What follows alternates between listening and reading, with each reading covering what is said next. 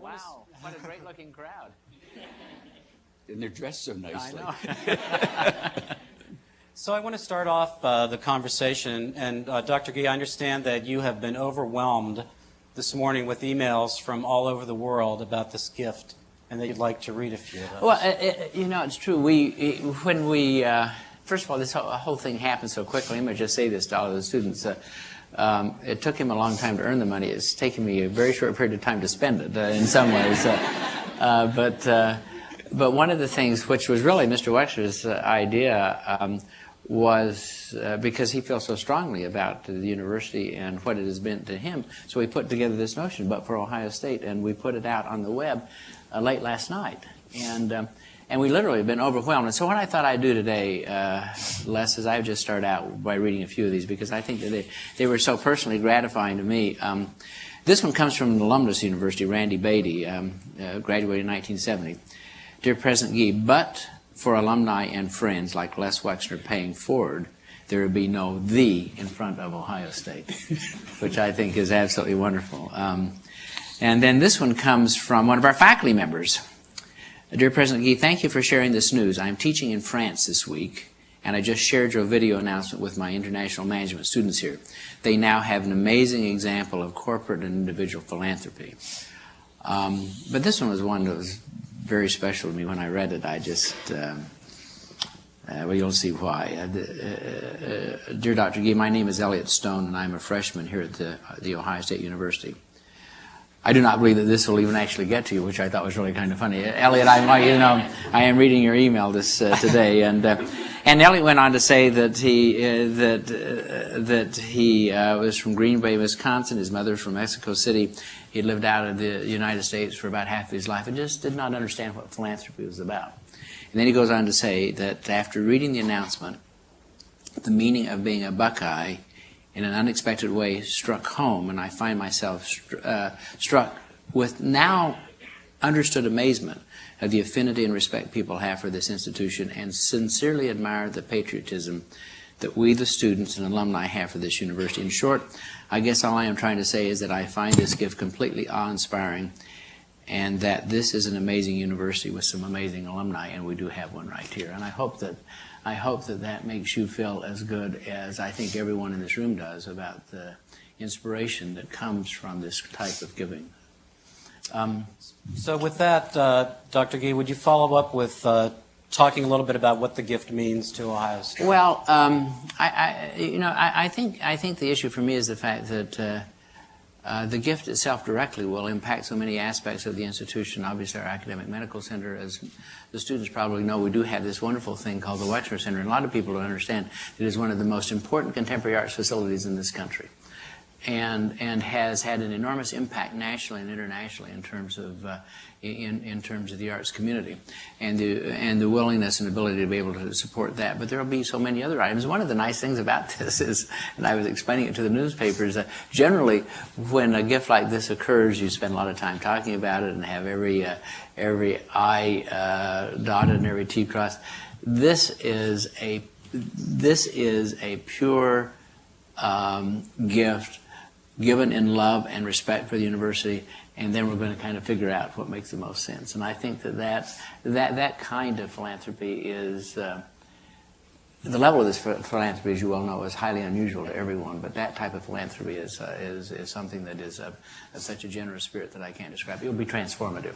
But the impact in terms of the university beyond this, our ability to be able to tell our story, our ability to be able to show that someone who knows how to invest is willing to invest in this university at this time, the story that it will tell to the 11 million Ohioans and to the friends of the university, to our state legislators, to so many. I think that this is a compelling moment for the university, and this propels us forward in so many wonderful ways.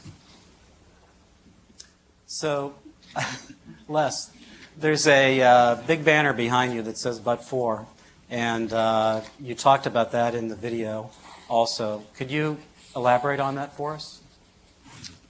Yeah, I'd really be happy to. I think the notion of, as adults, whether we're young adults or more mature adults, we all have responsibilities to community. what struck me after I graduated from the Ohio State University was that it was there before I began and would be there after I left. And the notion of but for so many people caring about building that institution after the Civil War, transforming it, the structure of buildings, of colleges, of its expansion and growth. But for their thinking and their contribution, I could have not been the beneficiary of the education that I received.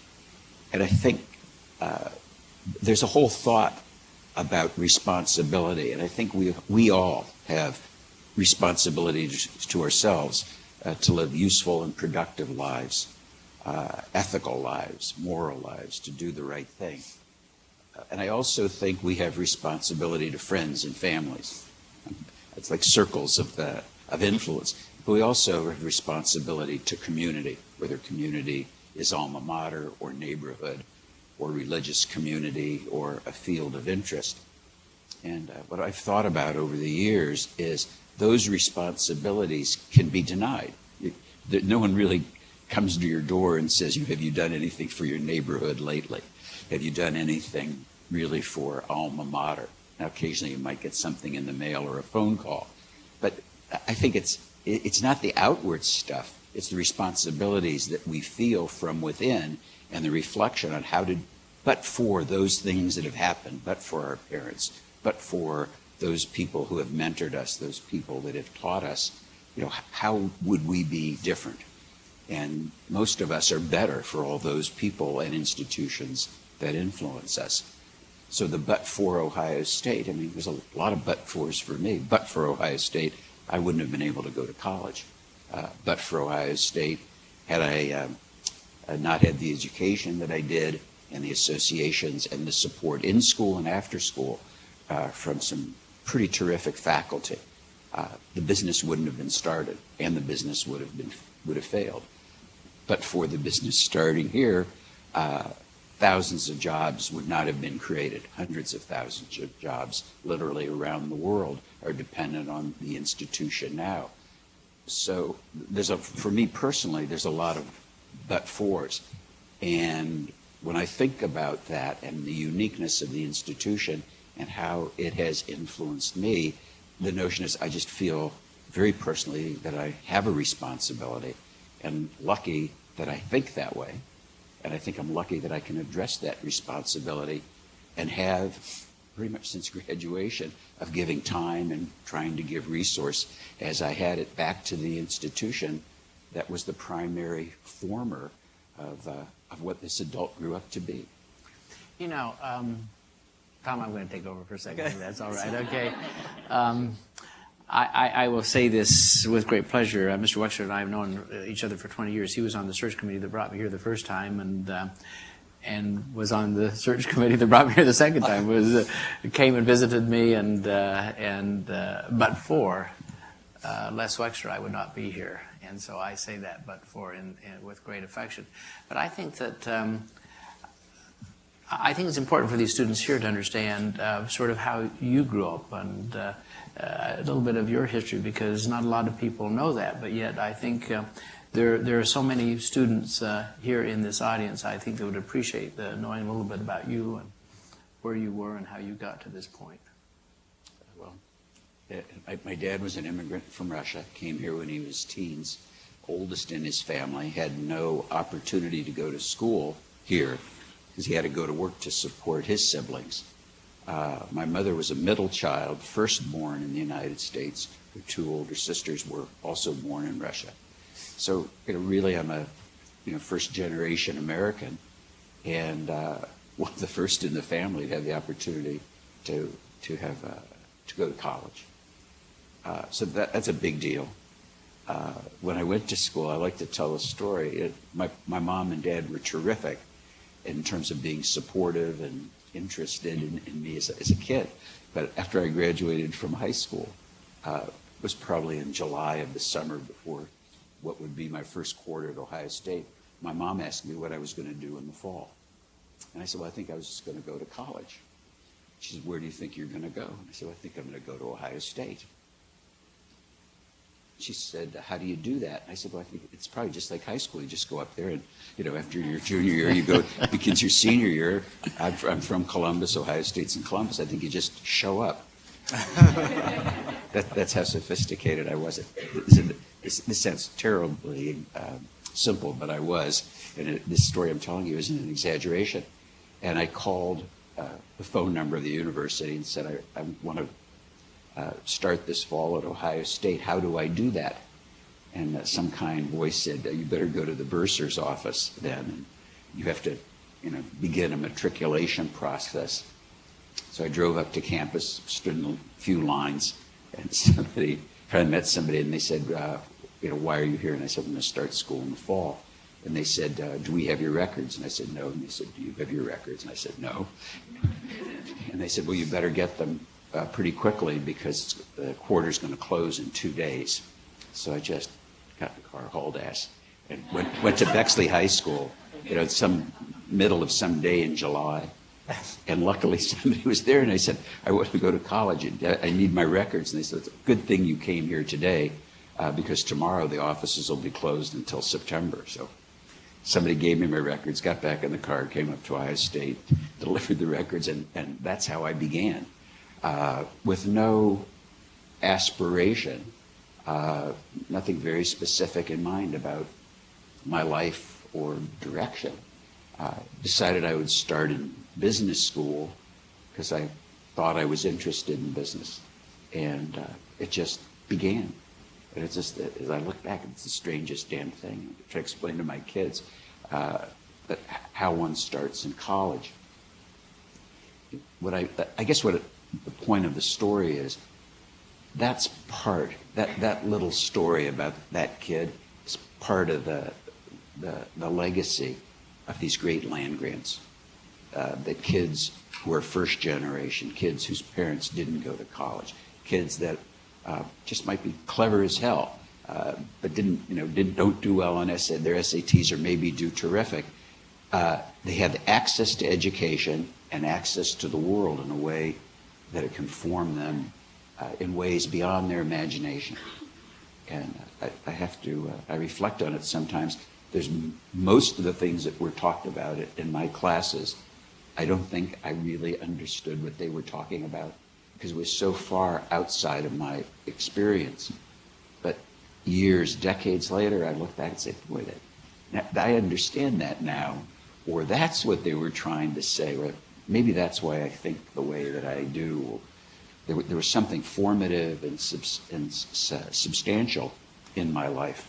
So I guess that when the pot's being molded, it doesn't know what the potter's doing. It just ends up to be pot. So I thought I was a little pot, maybe a small teacup, and grew into a larger coffee cup or something. That's such a wonderful story. Only in America, right? And the American dream, we talk about that, but there it is right there. What was life like for you as a student then? Well, it was fun. We hope so. Remember that. You can have fun and do well, okay? Challenging. I had to learn a lot about being an adult and self-discipline. I met people, students and faculty, and I think in meeting some people at the time, it's a face in class, and then 2, 3, 5, 20, 50 years later, you can look back and say, boy, I met a friend.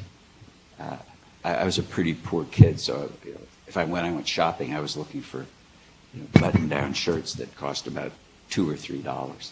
So met a guy working in one of the clothing stores on campus. It was called Smith Stevens.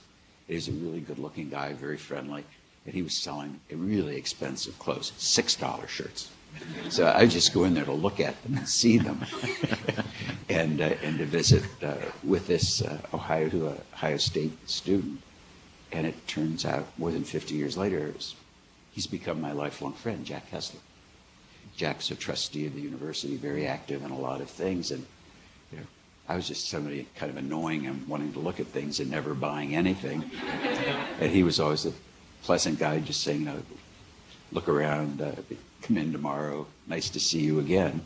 And you have relationships like that.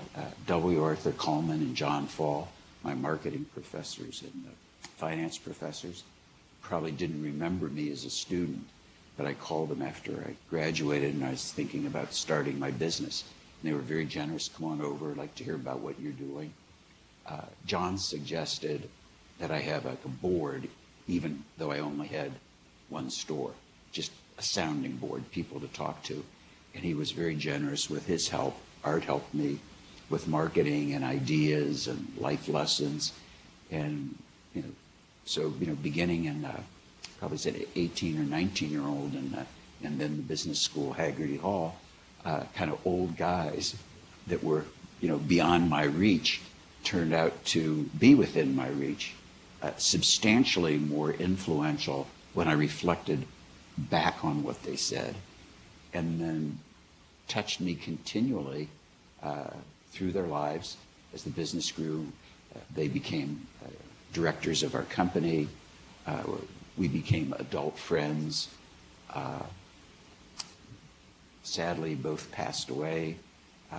Was able to repay a little bit of their interest in me by contributing to the buildings that are part of the business school. So I think there's a kind of a curiosity, or maybe it comes from just curiosity and context. And you'll all be amazed at the friends that you meet and faculty, how they will touch you in ways.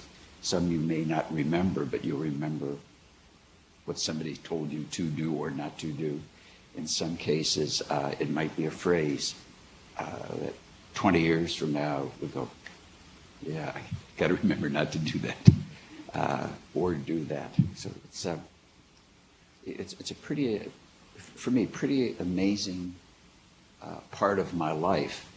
And but for Ohio State, yes, I wouldn't have had an education, but I probably wouldn't have formed many ideas I have about responsibility, about family, about ethics, about behavior, about connecting to community.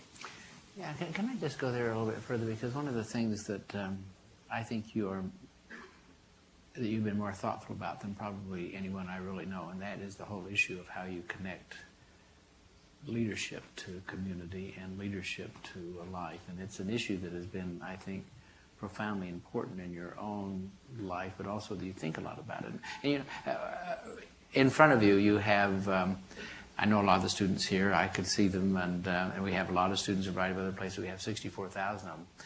And I really do believe that these are the kids who are going to change the world, and that's what you've invested in. You've invested in that.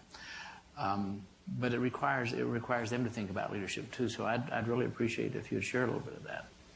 Well, it's a big subject, Gordon. There's a lot of parts of leadership. I think it begins primarily with looking in the mirror and deciding that you're the boss of the person you're looking at. You have to lead yourself, and that there's a difference in looking in the mirror and believing you have kind of this internal navigation system that keeps you going.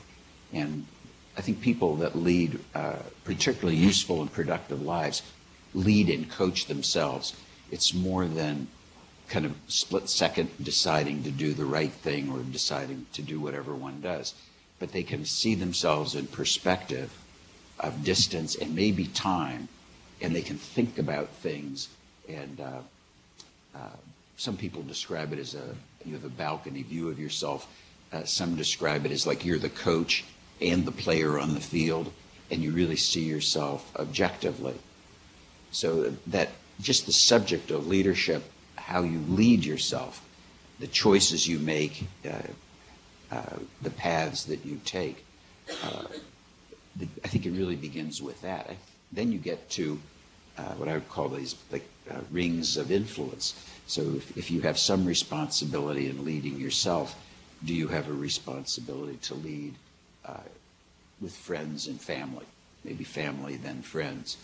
And then do you have a leadership responsibility to broader community? and I think we all do. And I think we have to think about how we participate in our communities, whether it's giving back or giving forward or being on committees, giving time, giving money. So what I'd like to remind people is that that call on your resource, time and money, there's no committee really that comes to your door and says, you have to do this. I mean, like, you might see ads and people might get a request on the internet or a piece of paper in a magazine. But I think it's really from an internal point of view is that you have a sense of responsibility, and then you look for places that you care about to put time and money to change. And I think that's an act of leadership. We could all do a lot of things, and we all make choices. The question is, what outside of ourselves do we choose to invest in? And my theory or thesis is that we have those responsibilities. You can deny them. No one can make you be a member of a student organization. No one can make you be a trustee of a university. No one can make you participate in a children's hospital or to mentor kids in the neighborhood and help them read or give them life guidance. But those are responsibilities outside of yourself that if you think about, I think they really do exist. And what I encourage people to do is think about them and be planful. Because I just think that's just part of life. And you know, we're all beneficiaries of college education. We're very blessed, and you know, we have responsibilities, I think, to share those blessings and not keep them selfishly. So the notion of giving time and giving money, I think, is part of one's leadership profile. It's not who's leading the band, but who's really helping society, who's really helping friends, who's really helping family. It gets preachy, doesn't it? Yeah, Tom, I'm Gordon, not quite the contrary. I think that's important for all of us here. I've been stilling the conversation here because, yes, you know. It's okay. It's your turn, okay? I think we'd like to go out for some questions, but there's a few people that I would like to recognize that are here with us today. So I'd like to recognize Abigail Wexner and her children and her mother that are joining us today.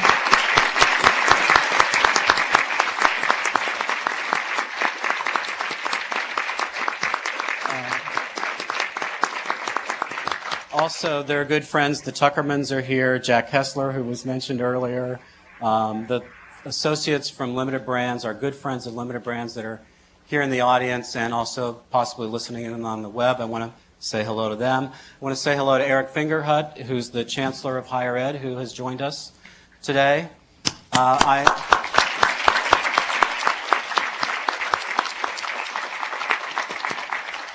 I also see at least 4 trustees, so forgive me if I can't see everybody in the back, but Alex Swain was just here, and she's going to take questions in a second. Our student trustee, Linda Cass, Judge Marbley, and Brian Hicks. And again, I apologize because of the lighting, I can't see the back rows, but thank you all for joining us on very short notice for this event. And back in the back, we have the leadership of the university and our faculty, so thank you for joining us today. And with that, we'd like to take some questions. Alex Swain and Luke Nutter on both sides of the room with handheld mics are leaders of the university. Thank you for helping us out on this. Why don't we go to you first, Luke, with a question? Thanks, Tom. Any questions on this side? Okay. And if you can stand up and introduce yourself, first and last name, hometown, and what you're majoring in. My name is Courtney Chow. I'm majoring in strategic communications and media production, and I'm from Cincinnati, Ohio. First of all, thank you so much for this gift. And my question is that I will be graduating in just over a year, and it's pretty frightening trying to get a job in this type of economy. So do you have any advice for students for life after college and trying to pursue our own career aspirations?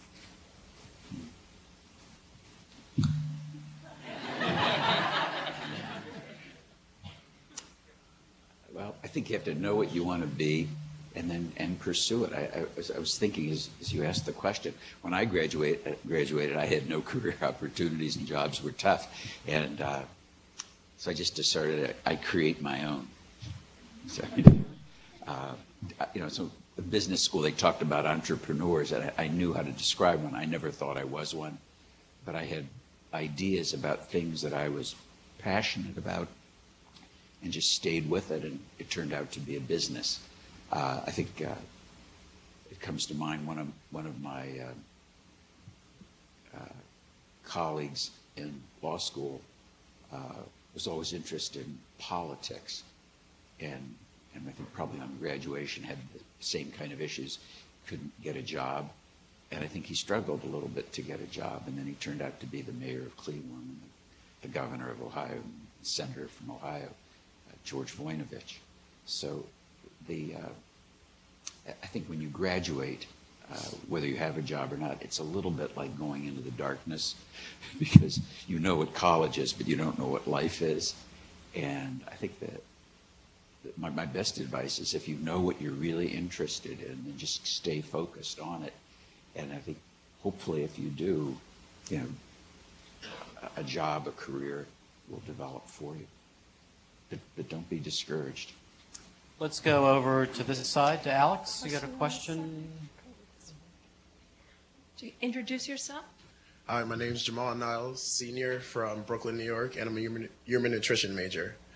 As a college student, sometimes I feel like much more of a risk taker than maybe my parents would want me to be. You took some risks pretty early on in your career. You mentioned earlier starting your own company, making some pretty bold decisions. What gave you courage to make such decisions, and especially if it was against the advice of your family and people you trusted? Well, that's a great question. I think about it sometimes more often than probably most people would guess, because that step into the darkness is, I mean, you could be walking off a step, a ledge, or out of an airplane at 40,000 feet. They're all steps. It just the risks and the rewards are quite different.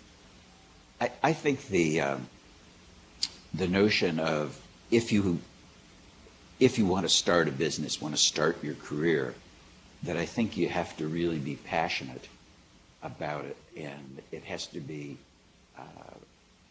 and it was for me, just overwhelming amount of energy. I mean, I thought it was the greatest, my idea was the greatest idea. It wasn't that great an idea, but I thought it was really a great idea, and I just put myself into it with full heart and, you know, optimism and no caution.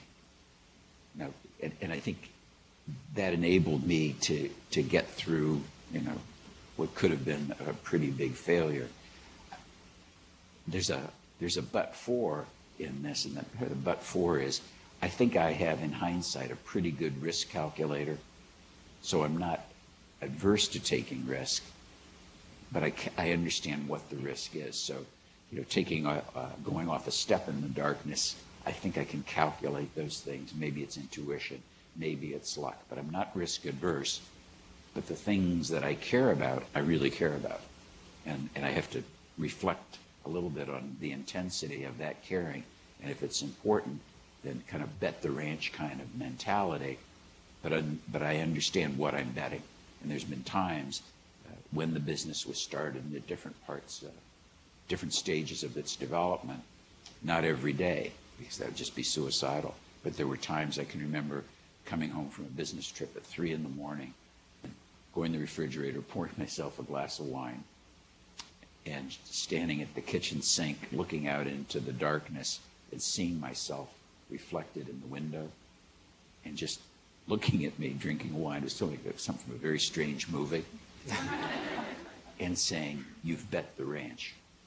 Like, you know you've bet the ranch.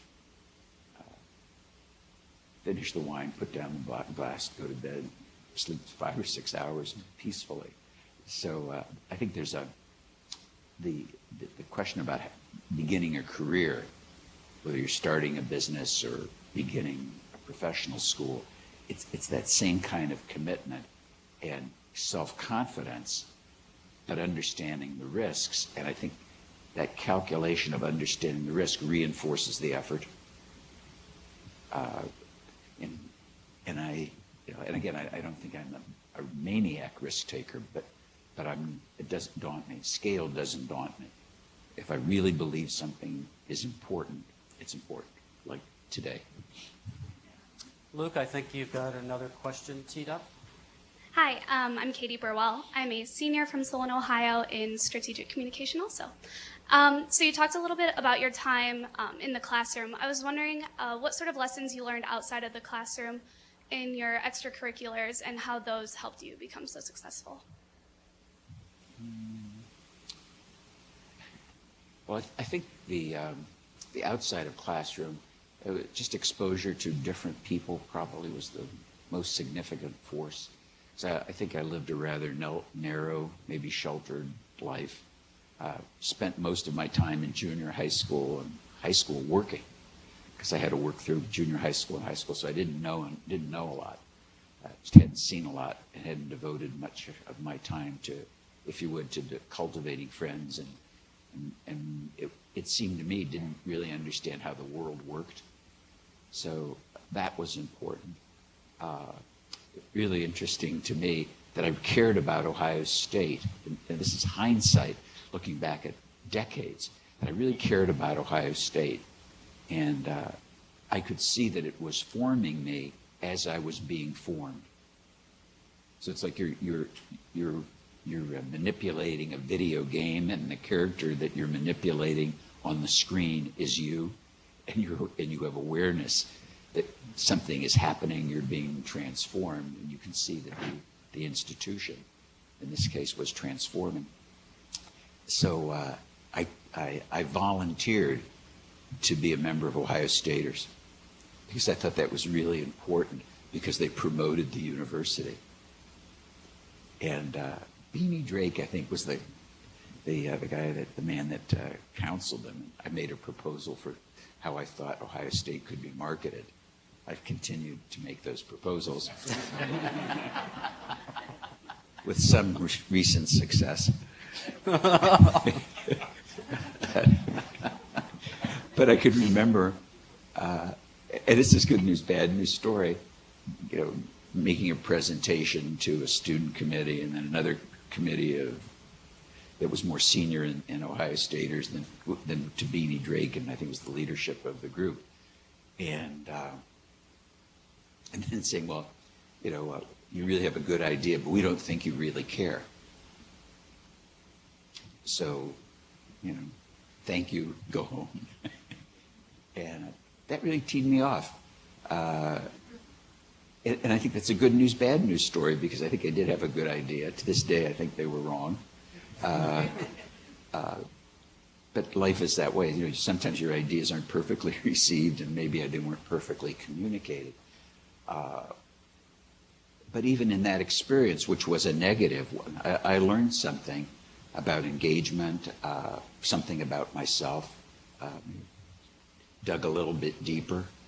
So,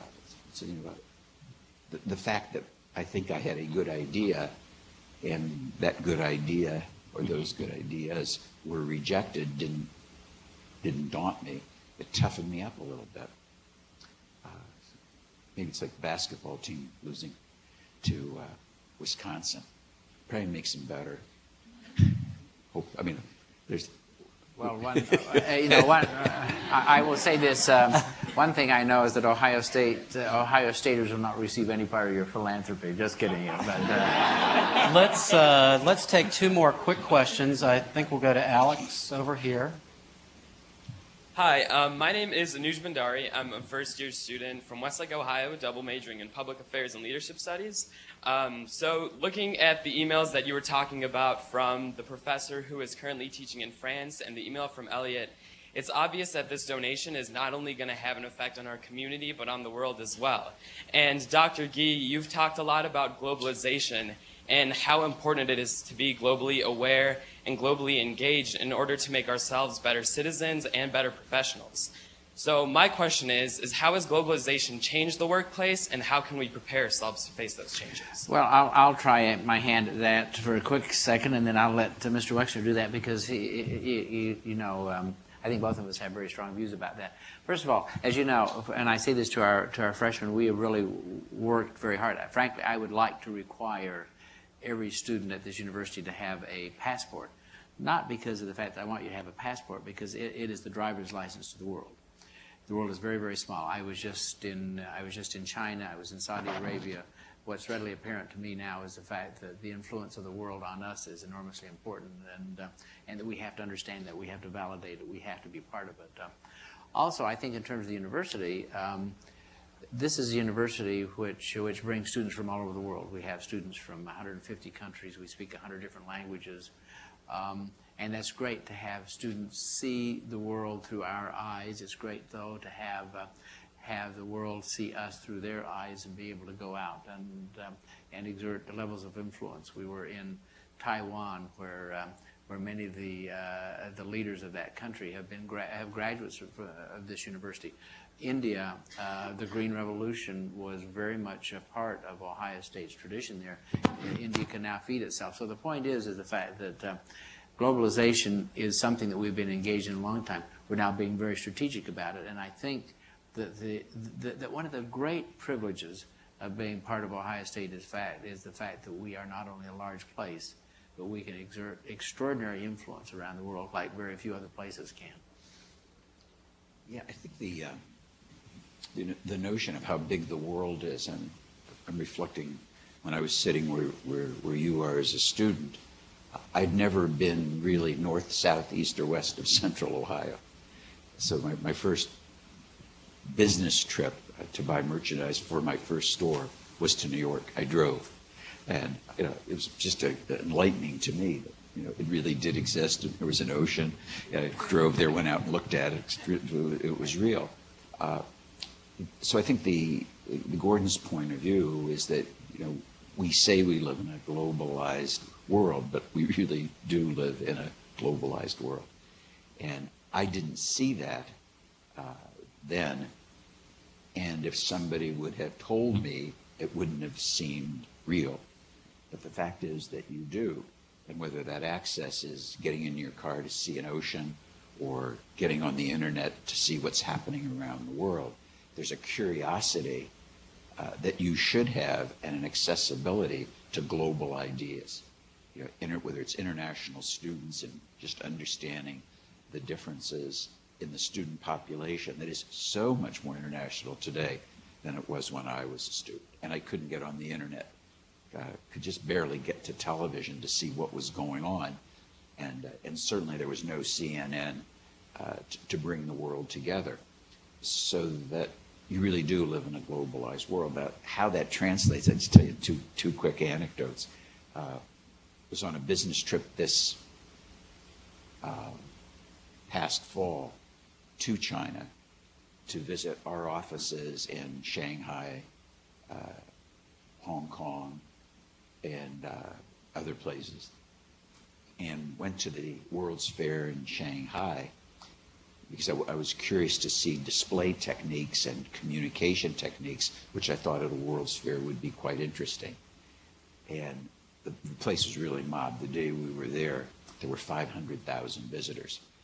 And so this is really a busy place. So we knew it was going to be busy. I love telling the story. And we called our government and said, could you help us out, kind of connect us to some of the other country embassies, because most people couldn't see more than 3 exhibitions in a day, and we were only going to be there about a day and a half. So we wanted to see 6 exhibitions, and we couldn't see them all, so we asked them to pre-screen which ones had technology that might be good for retail, electronic technology, display ideas, things that would influence our business. So they said they would help us and that they would send somebody to the hotel in the morning. We were going to go to the exhibition. So my son David and I arrived in Shanghai kind of late at night, went to bed early in the morning, go down for breakfast. And this charming young lady introduces herself, and she's going to be our guide. And, if she can get us through 7 exhibitions that day, she has us cleared. The only limitation would be the crowds of people, limiting how fast we could walk from place to place and how long we spent looking at the exhibitions. So go through. And she's very helpful, and her Chinese is just terrific, and her English is, is like mine, not good, but kind of American English. Maybe about the second or third exhibition, I said, are you from the United States? Did you go to school in the United States? Oh, yeah, I went to school in the United States. So are your parents Chinese? She said, my mom's Philippine, my dad's an American.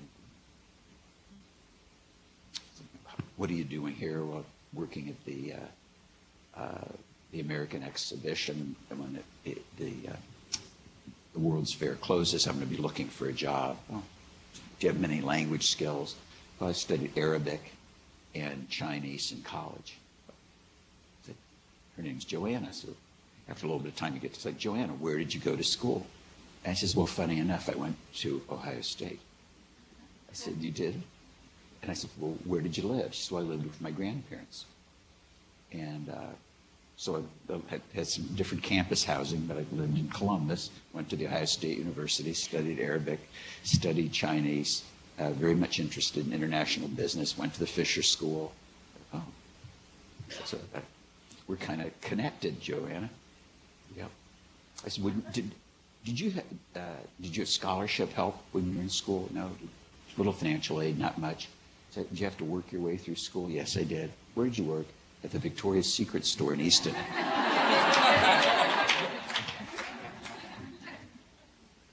By the end of the week, we'd recruited Joanna.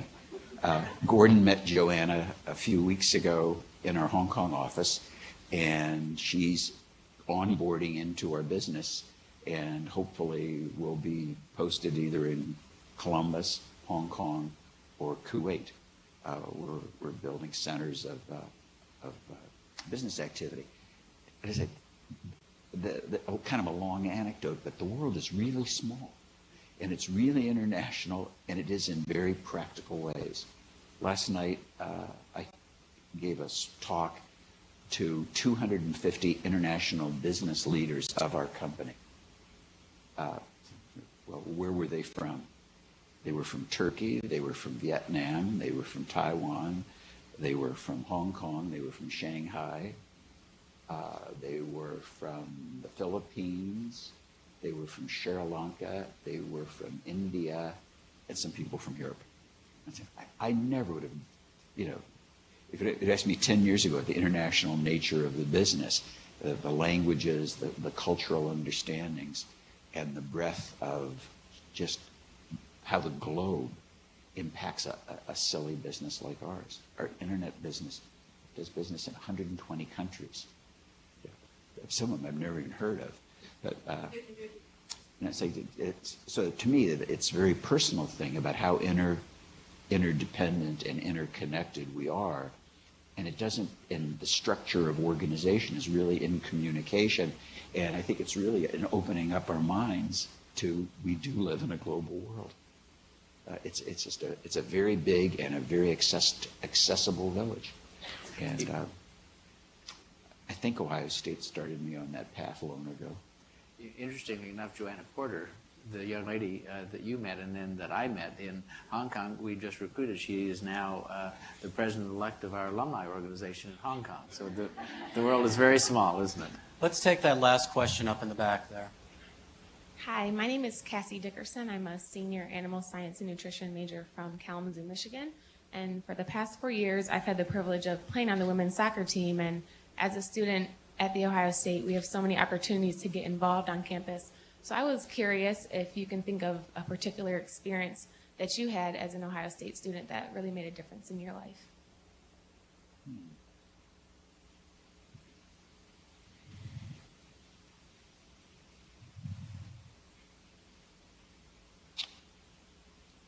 I'm thinking that most of them were academic and kind of friend-based, not many of them organizationally based. I hadn't asked myself that question.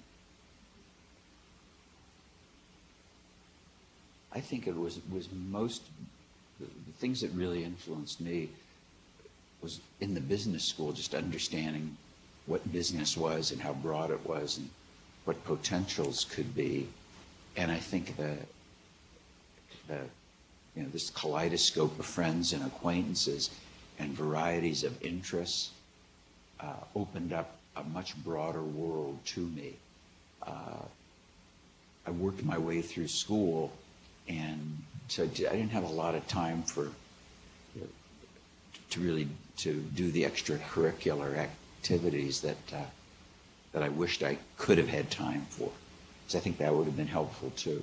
So I think to me it was, friends and classrooms and just social friends, but it was mostly the structure and the breadth of education.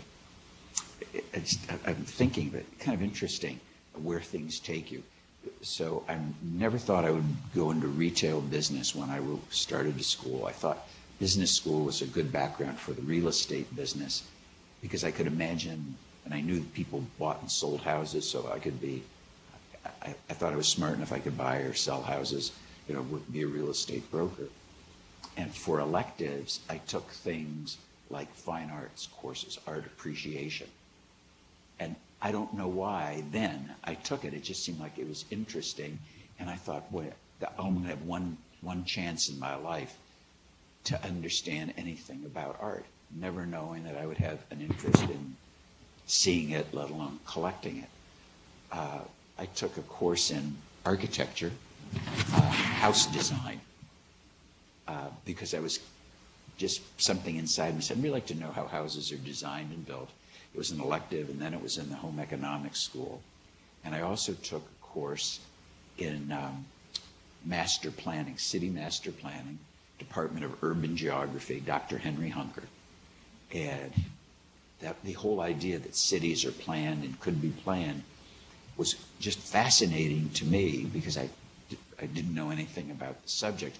And all of those things, those extracurricular things that I was learning, turn out to be avocations and interests that are significant, in my life.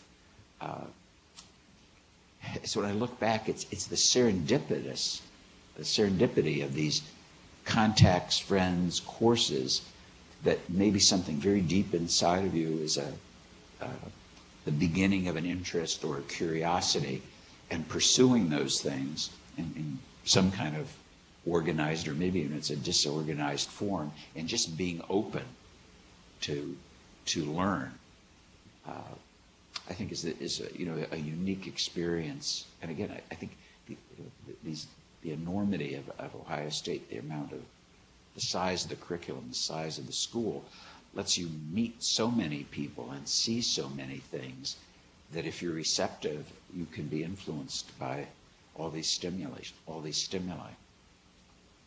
And that, by the way, is about as good a description as you can possibly give of what a great university is about. It's about finding your space, finding friends, finding passion, which has now exhibited itself right at this very moment in your life. I want to thank Alex and Luke for teeing up the questions for us. We have two more quick things we're going to do here, but I want to ask Gordon and Les, do you have any final thoughts that you'd like to say? Well, I can't spend it all at once, so we're going to think very thoughtfully about this. I mean, I make a joke about that. I think that we all understand that that our nation's at an inflection point. I think our university's at an inflection point. I think that what this does is it expresses a great deal of confidence in every one of the people who are here, all these students, that they are our future, and by investing in them through this effort is going to make an enormous difference. We're providing a legacy that none of us can really fully understand or comprehend. I think what I'd have you think about is probably yourself. When you look in the mirror, are you really leading that individual in a constructive way? And the question I ask myself, I'll share it with you as I do with intimate friends, is that when you look in the mirror, do you see a person you really are proud of that you would like to meet? And so one of my challenges to myself is I always ask myself, am I a person, if described to myself, that I would like to meet?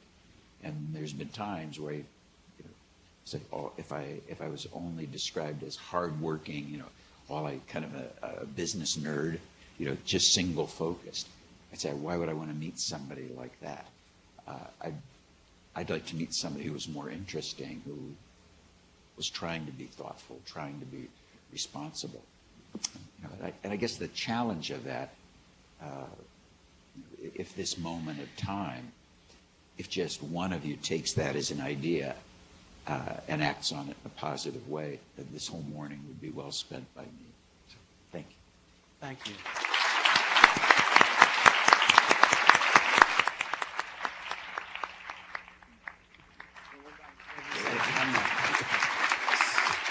So we're going to do two more things here. I'm going to ask Claire Kaido from Zanesville, junior from Zanesville, major in communications, to come up. She's going to, I think, bring some of the students in the first row up on the stage. We're going to all join in singing Carmen, Ohio. And after we're done with this, invite all the students, as many as we can get up on stage to take their photo with Mr. Wexner and Dr. Gee. Please stand and join us, guys.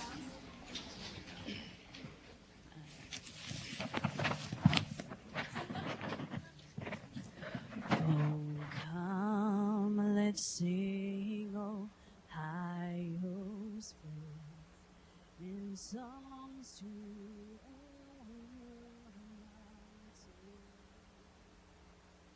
while our hearts are rebounding through in joy which death alone can still. Summer's heat or winter's cold, the seasons pass, the years will roll. Time and change will surely show how firm thy friendship. Ohio.